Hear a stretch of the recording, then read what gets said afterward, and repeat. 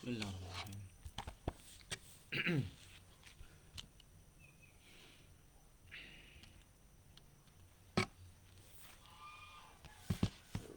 Masya Allah, ini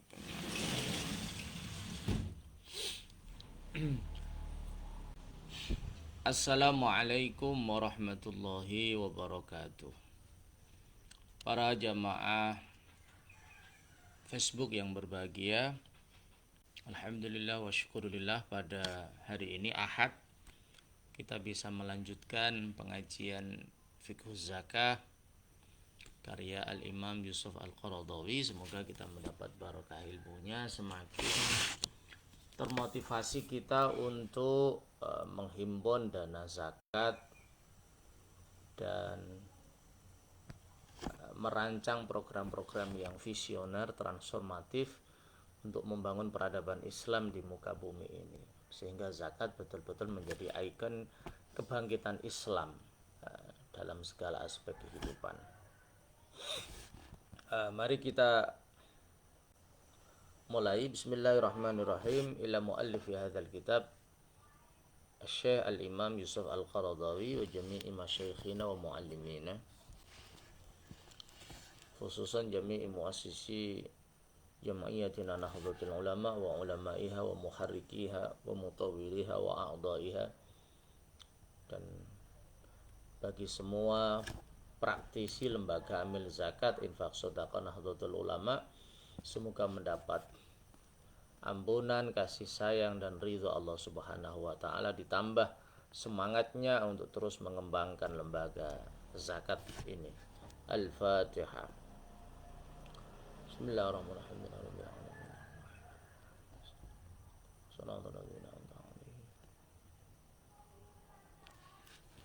Bismillahirrahmanirrahim. Sekarang pada halaman 149. Topik yang akan kita bicarakan ini tentang harta yang haram, harta haram. Apakah wajib dizakati apa tidak? Ini kajian kita pada hari ini. Bismillahirrahmanirrahim. Al-malul haramu la zakata fi. Al-Imam Yusuf Al-Qaradawi membuat statement yang tegas. Al-malul haram, al-mal al-haramu, harta yang haram, la zakata fi, tidak ada kewajiban berzakat sama sekali. Ini statement yang tegas bahwa harta yang haram itu tidak ada kewajiban berzakat.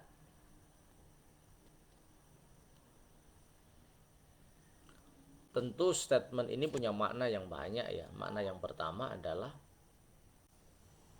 bersedekah atau berzakat itu harus dari harta yang halal. Innallaha thayyibun la yaqbalu illa thayyiban. Allah itu Tuhan yang maha bagus dan tidak menerima apapun kecuali yang baik. Thayyib itu menurut Imam Ali As-Sabuni itu makana zahiruhu halalan wa batinuhu halalan, sesuatu yang lahirnya itu halal dan dalamnya juga halal, dalamnya juga khalisan, murni. Jadi Allah itu tidak akan menerima zakat, sedekah atau apapun minal mal al haram, dari harta yang haram. Karena dengan tegas Allah di dalam Al-Quran berfirman, Bismillahirrahmanirrahim, Ya ayyuhalladzina amanu la ta'kulu amwalakum bainakum bil batil. Wahai orang-orang yang beriman, janganlah kamu memakan harta-harta kamu di antara kamu dengan cara yang batil. Ai bi ghairi haqqin, dengan cara yang tidak benar, dengan cara yang bertentangan dengan aturan Allah dan Rasulnya, dengan cara-cara yang mencederai keadilan, mencederai kebenaran, mencederai objektivitas, sportivitas, cara-cara yang bertentangan dengan nilai-nilai kemanusiaan. Jadi la ta'kulu amwalakum bainakum bil batil, inilah lin nahyi, la yang menunjukkan larangan, artinya hukumnya haram memakan harta dengan cara yang batil, dengan cara yang tidak benar, dengan cara yang bertentangan dengan aturan-aturan Allah dan Rasulnya, yang dimana aturan Allah itu menjamin adanya sportivitas, objektivitas,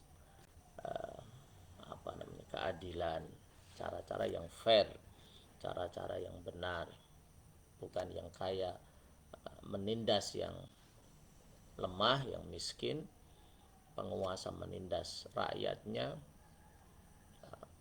pengusaha mengeksploitasi tanpa ada aturan main, tidak. Tapi memperoleh harta dengan cara yang halal, dengan cara yang hak, yang benar, itu adalah tuntutan ya dari agama kita. Tolabul halal faridatun, mencari rizki yang halal itu hukumnya sangat wajib, sangat fardu.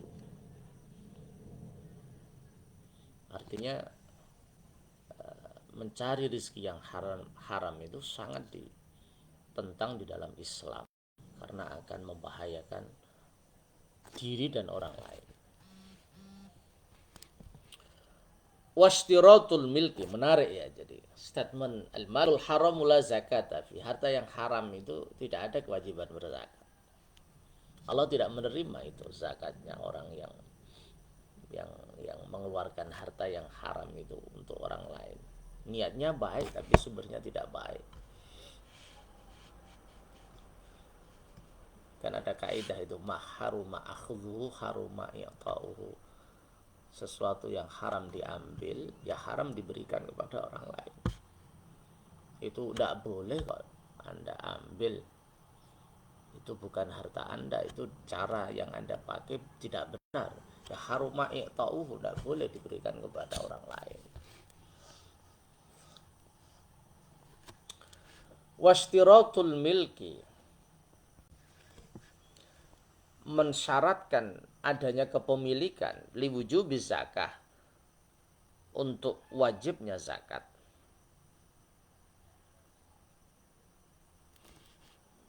Yukhriju bihi atau yakhruju bihi, yukhriju mengeluarkan persyaratan kepemilikan ini,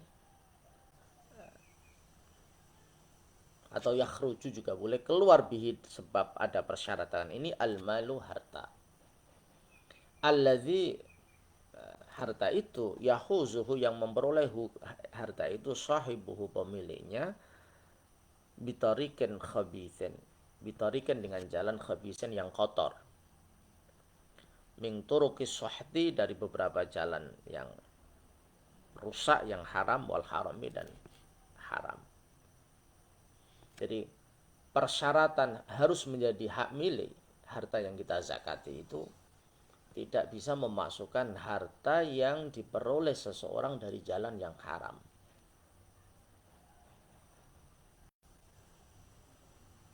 Harta yang haram ini tidak masuk sama sekali dalam kategori al-milku, kepemilikan, tidak. Kita masih ingat yang kemarin ramai ya, viral di dunia media sosial, statement dari Profesor Mahfud MD ya, ketika beliau berceramah di Institut Pesantren Matulul Falah Ibn Fapadi, bahwa banyak sekali koruptor-koruptor di negeri ini, dan banyak juga dari mereka itu yang dari kalangan terdidik. Artinya mereka harus tahu bahwa harta yang mereka miliki itu bukan hak mereka, itu haknya rakyat yang kemudian diambil dengan cara-cara yang tidak benar. Sehingga pendidikan kognitif saja tidak cukup. Harus ada pendidikan akhlak, pendidikan moral, pendidikan yang mampu membangun pondasi karakter yang kokoh, karakter kejujuran, karakter tanggung jawab, karakter optimis, karakter religius, karakter nasionalis, dan lain-lain. Profesor Mahfud MD menekankan tentang pendidikan moral, pendidikan akhlak. akhlakul karimah, khususnya sidik dan amanah.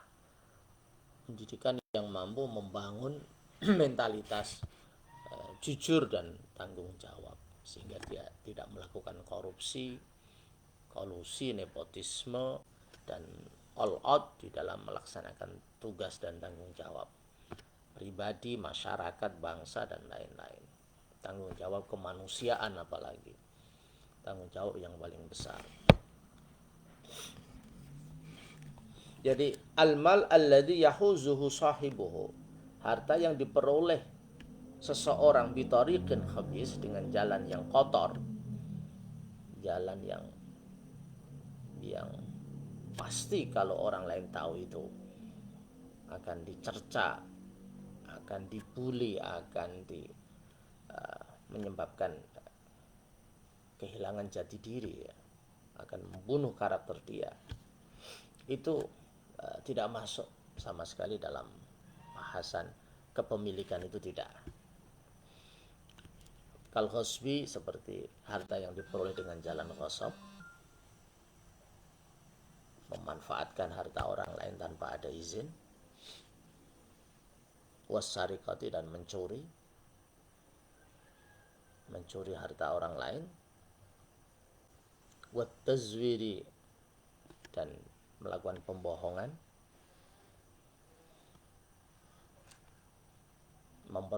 memperoleh dana harta dengan jalan tazwir, melakukan pembohongan publik, wariswati, dan suap,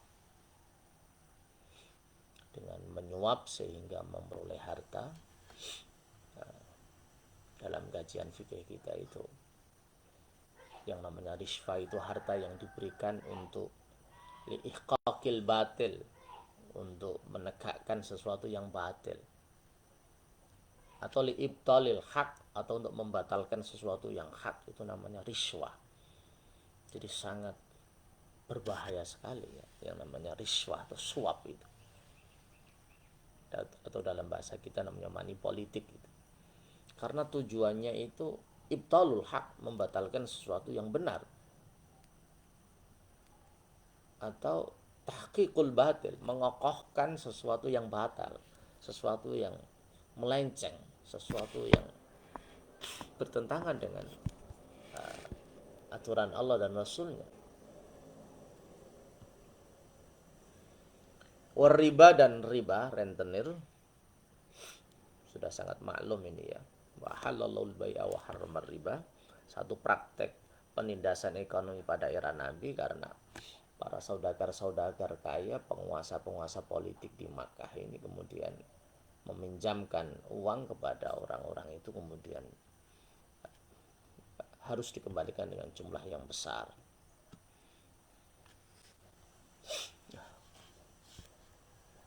Jadi praktek riba nasi'ah, ya. Wal ihtikar, dan ihtikar, menimbun kebutuhan-kebutuhan pokok, misalnya ditunggu pada saat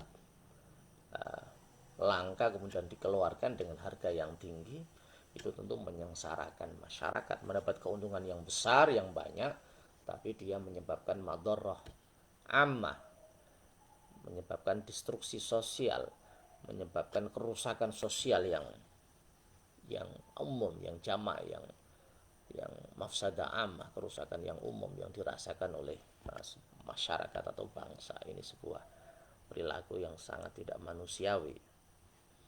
Demi keuntungan pribadi dia korbankan masyarakat, ini al-ikhtikar.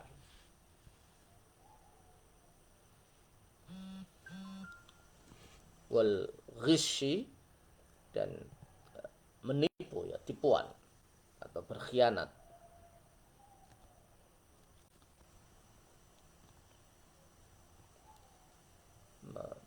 Memang-up data, misalnya laporan yang di markup itu tidak sesuai dengan kondisi yang real, menipu demi keuntungan pribadi.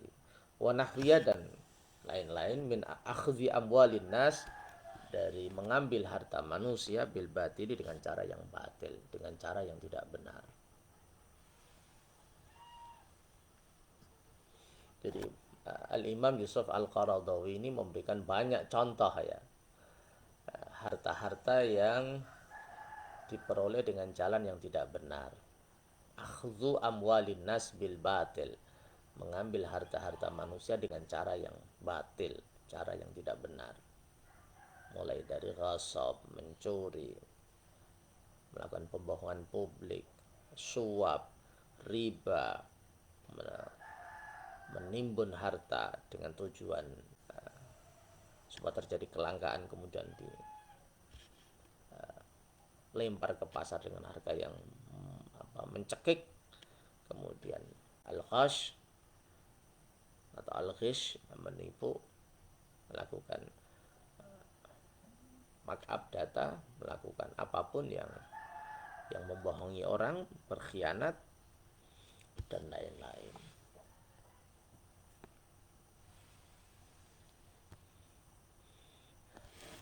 Ini menjadi warning ya bagi kita ya, umat Islam, wabil khusus bagi lembaga zakat, untuk betul-betul mengedepankan as-sidq wal amanah, transparansi, keterbukaan, kejujuran betul, dan akuntability ya, akuntabilitas, dan tidak bisa kompromi.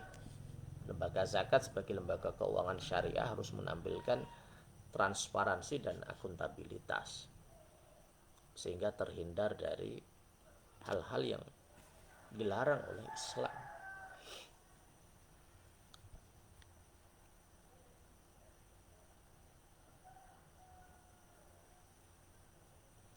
Dicontohkan oleh Al-Imam Yusuf Al-Qaradawi, aktor-aktor siapa saja yang biasa melakukan cara-cara yang tidak benar ini, tariqin khabis, cara-cara yang kotor ini. Ka'aktsari amwali sayati, ka'aktsari amwali salatinil jur, seperti kebanyakan harta-harta penguasa yang lalim, penguasa yang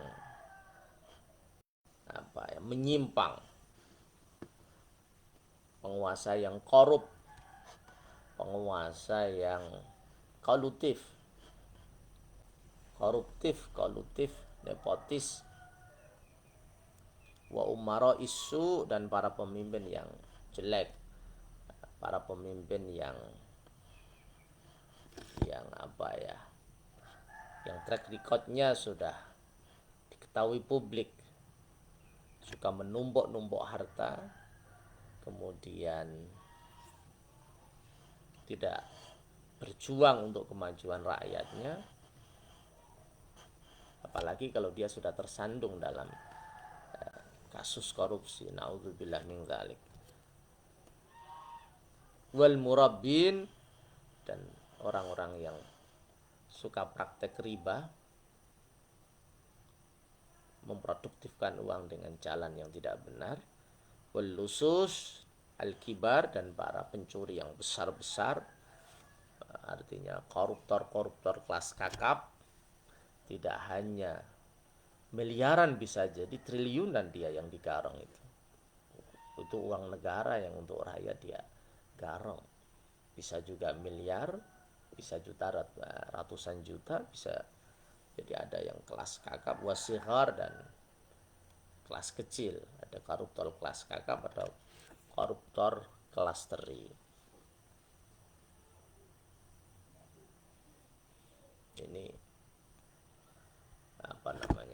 warning yang luar biasa. Para penguasa, orang-orang yang punya akses kekuasaan, orang-orang yang punya akses ekonomi, orang-orang yang punya akses sumber-sumber basah, ini harus punya ketahanan mental, ketahanan moral yang tinggi, supaya selamat dari penyakit-penyakit yang luar biasa.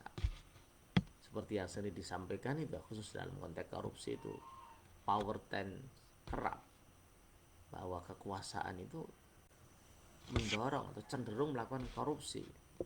And absolute power kerap absolutely, kekuasaan yang absolut yang tidak terjamah, kekuasaan yang mengandalkan sama satu figur, keputusan apapun diambil sendiri tanpa ada partisipasi dari orang lain, itu kerap absolutely itu akan melakukan korupsi secara tak terkendali, secara absolut, artinya secara mutlak, tanpa ada penghalang, tapi langsung mulus jalan tol. Inilah pentingnya dalam bahasa Cak Nur itu pengawasan. Rakyat harus berperan, lembaga swadaya masyarakat harus berperan, perguruan tinggi harus berperan. Wabil khusus tentu anggota DPR MPR jangan ikut dalam putaran korupsi ini, tetapi justru harus menjadi figur yang melakukan pengawasan intensif kepada negara supaya tidak terjebak dalam gurita korupsi yang menjadikan bangsa ini bangkrut dan menjauhkan negara ini dari agenda utamanya, yaitu mewujudkan keadilan sosial bagi seluruh rakyat Indonesia.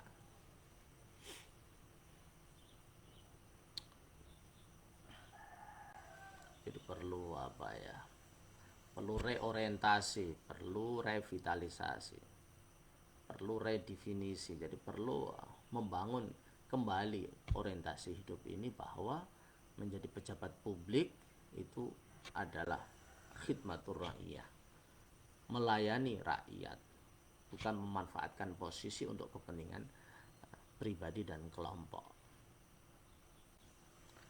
Fasahihu, pendapat yang benar, anna haula'i, sesungguhnya orang-orang itu, para pemimpin yang curang, para pemimpin yang tidak mengindahkan aturan main, orang-orang yang melakukan praktek riba, para koruptor kelas kakap atau kelas teri, pada hakikatnya la yamlikuna, mereka tidak memiliki hadhil amwala, harta-harta yang mereka ambil itu, al-manhubata, yang mereka rampas, baik dari negara atau dari orang-orang miskin.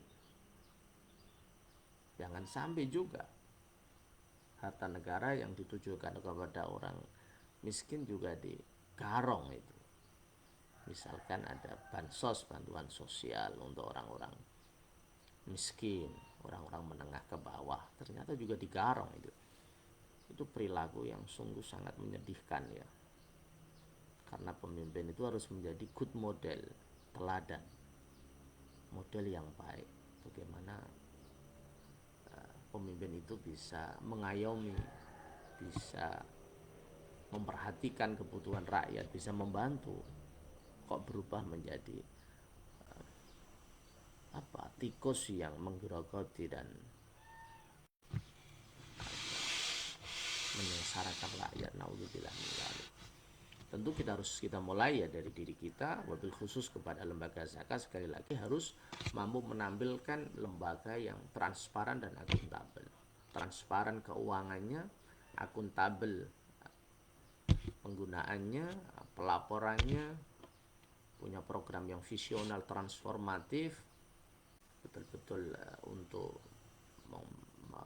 mengangkat harkat martabat manusia, baik dari sisi pendidikan, ekonomi, sosial, dan lain-lain.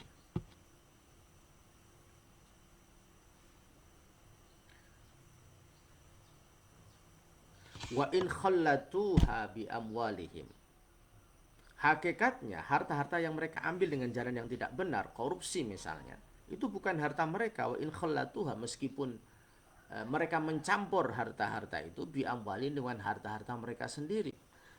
Ada orang yang mengkorupsi 5 miliar, dia punya harta 10 miliar, dicampur menjadi 15 miliar. meskipun sudah dicampur dengan hartanya mereka, ditransfer misalnya, itu bukan harta mereka yang 5 miliar itu, yang hasil korupsi itu. Wa in khallatuha bi amwalihim, meskipun dicampur dengan harta mereka. Al-halali, yang halal. Yang 10 miliar itu dari jalan yang halal, yang 5 miliar dari jalan yang haram, dicampur, tetap 5 miliar ini bukan hartanya. Hatta lam tu'ad tatamayyazu anha, atau hatta lam tu'ad tatamayyuzun anha minha, hatta lam tu'ad, sehingga tidak bisa dihitung, tidak bisa dianggap tatamayyuzun, distintif atau membedakan minha dari harta yang haram itu, sehingga ketika dicampur menjadi 15 miliar itu tidak bisa dibedakan mana yang harta yang dari korupsi dan mana yang harta dirinya sendiri. Kalau sekarang sih semuanya tidak berupa barangnya ya, kebanyakan berupa nilainya, angkanya, transfer ke sana bank itu sekian miliar ya sudah.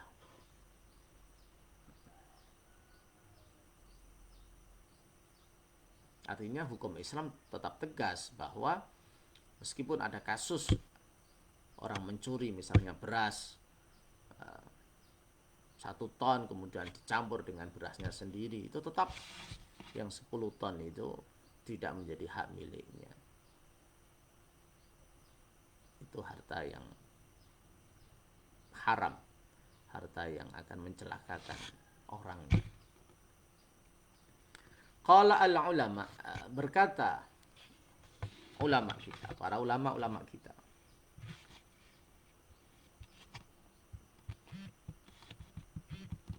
lau kana al-khabisu minal mali nisaban la yalzamuhu az-zakah.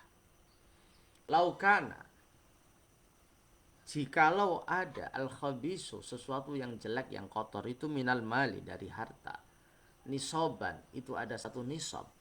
Jika uang hasil dia merampok, dia mencuri, dia menghasab, dia mengkorup itu sampai mencapai 1 nisab.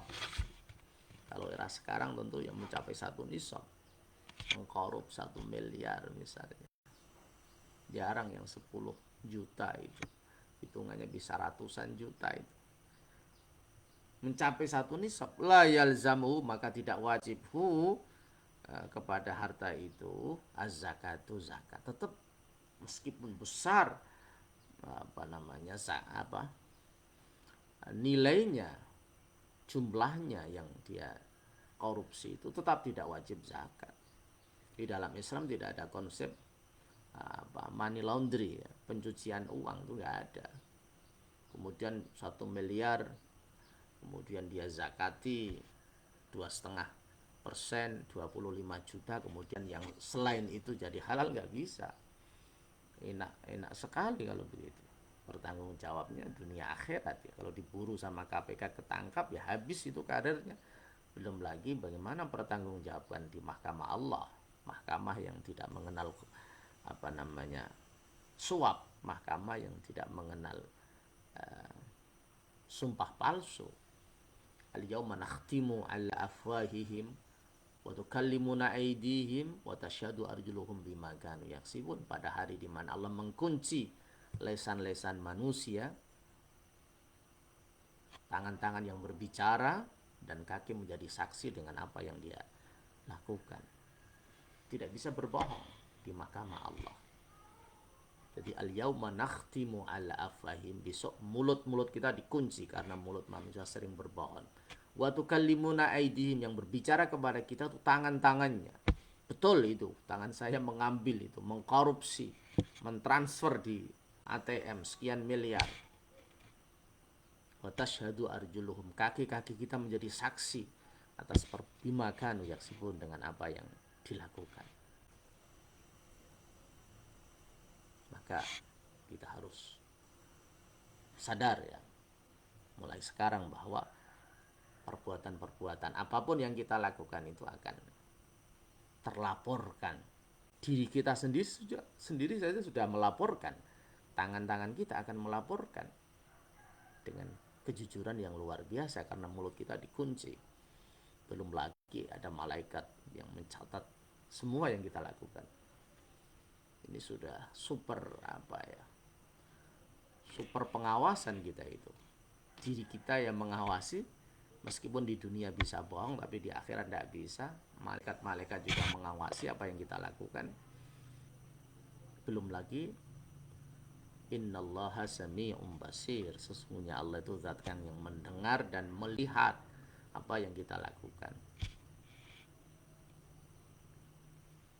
Jadi harta yang khabis tadi, harta yang kotor tadi, hasil korupsi misalnya, hasil mencuri, hasil mengghasab, hasil merampok, hasil merampas dan lain-lain, kalau ada satu nisab la yalzamu zakah,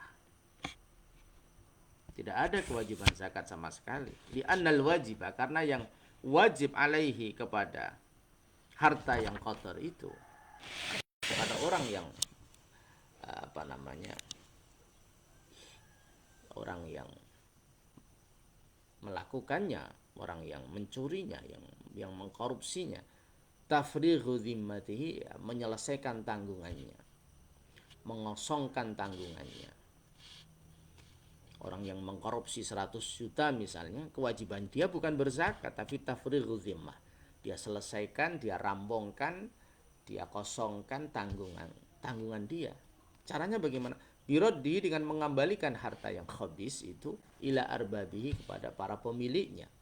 In alimu, jika mereka tahu. Contohnya mengkorupsi uang negara, ya harus dikembalikan kepada negara. 1 miliar, 2 miliar. Mengkorupsi uang rakyat, ya diberikan kepada rakyat dengan mekanisme yang diatur oleh undang-undang. Mengkorupsi dana apapun, dana lembaga atau apapun, ya harus diberikan kepada pemiliknya yang sah. Biraddihi ila arbabi, mengembalikan kepada pemiliknya in alimu, jika mereka tahu siapa itu pemiliknya yang sebenarnya. Au ila warthadim, atau dikembalikan kepada ahli warisnya. Ada orang mencuri uang 100 juta, ternyata sudah meninggal, tapi ada anaknya, ya berikan kepada anaknya, ahli warisnya. Wa illa fa ilal fuqara, jika tidak ada ahli warisnya, tak tahu kemana, sudah dicari, fa ilal fuqara, maka diberikan kepada orang-orang fakir.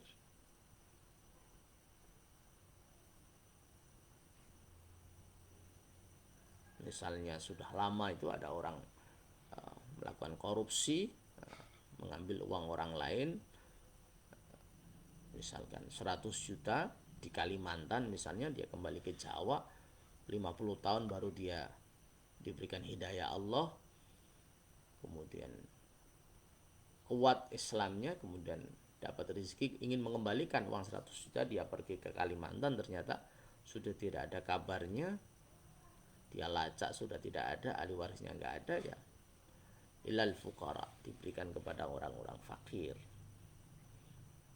Bukan atas nama zakat, bukan, atas nama tafrighu zimmah, merampungkan tanggungan dia itu, karena itu harta curian, bukan hartanya dia sendiri.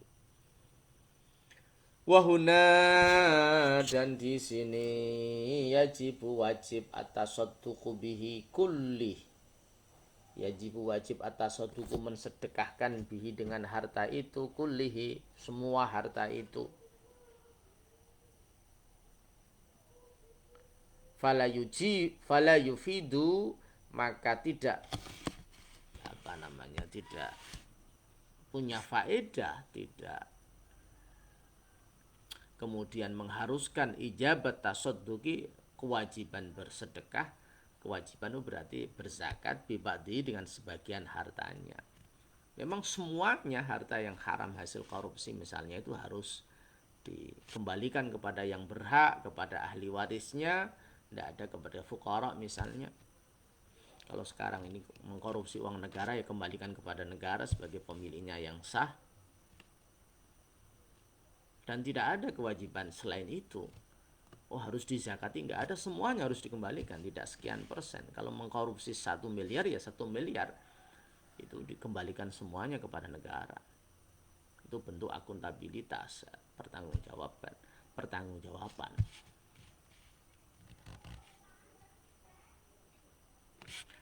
Wa min huna, dari sini, jaa, datang fil hadis sahih, di dalam hadis yang sahih.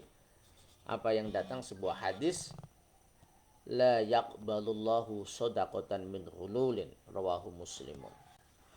La yaqbalu, tidak menerima Allah tidak menerima sodakotan, satu sodakah, min hulul, dari sebuah penipuan. Allah tidak menerima sodakoh dari harta yang didapatkan dengan cara yang tidak benar, cara yang menipu. Wal hululu, apa itu maknanya? Hulul al malu, harta, alladzi ghalla, yang menipu harta itu, sahibuhu, pemiliknya. Al mal, dari harta yang diperoleh dengan cara menipu.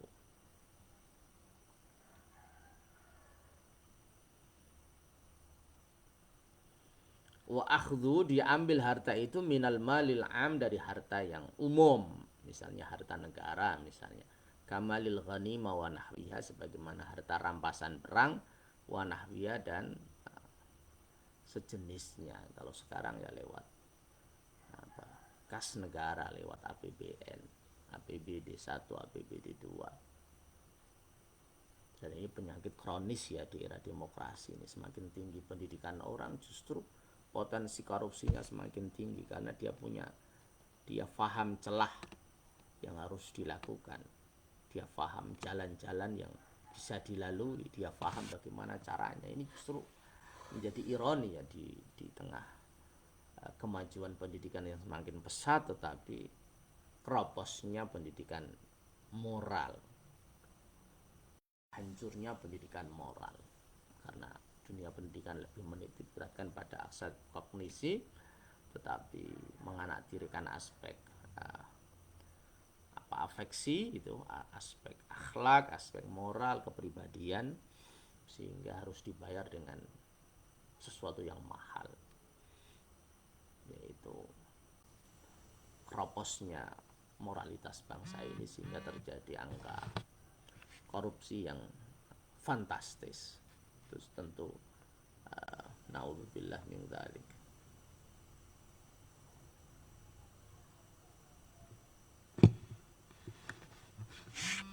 Waqad 'allala al-ulama, dan sungguh membuat alasan, illat ulama, adama qabuli shadaqah, tidak diterimanya shadaqah, bil haram, dengan harta yang haram. Apa alasan ulama kok tidak diterima sedekah dari harta yang haram? Bi annau, dengan sesungguhnya harta itu ghairu mamlukin, tidak dimiliki memang, lil mutasaddiqi, bagi orang yang sedekah, karena memang harta itu bukan miliknya dia, sehingga Allah tidak menerima. Sedekah kan harus dari miliknya dia.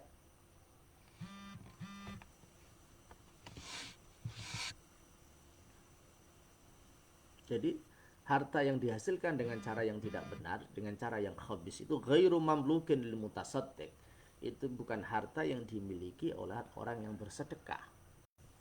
Bukan hartanya kok dia sedekahkan, itu gimana? Maharum ma'khudhu haruma i'ta'u, itu tidak boleh dia ambil, itu milik orang lain kok dia berikan, itu logikanya tidak nyambung. Meskipun ada praktek seperti itu, ada koruptor yang rajin nyumbang masjid, nyumbang musola, dan lain-lain, tapi kan posisi masyarakat tidak tahu bahwa itu adalah harta yang dihasilkan oleh persekutu, sehingga dia disanjung, dipuji oleh orang lain. Ini sesuatu yang harus kita luruskan, bahwa harta yang dihasilkan dengan jalan yang tidak benar, dengan jalan yang kotor, yang bertentangan dengan aturan Allah dan Rasulnya, saya kira bertentangan dengan undang-undang negara manapun lah. Korupsi itu misalnya, itu ghairu mamlukin lil mutasaddiq, itu harta yang sesungguhnya bukan harta miliknya orang itu, orang yang bersedekah itu bukan. Wa huwa mamnu'un minat tasarrufi fi, wa huwa, orang itu, karena tidak miliknya, mamnuun itu dilarang, dicegah, minat tasarrufi dari membelanjakan, menggunakan fihi di dalam harta itu. Karena dia bukan pemiliknya, ya tidak punya hak untuk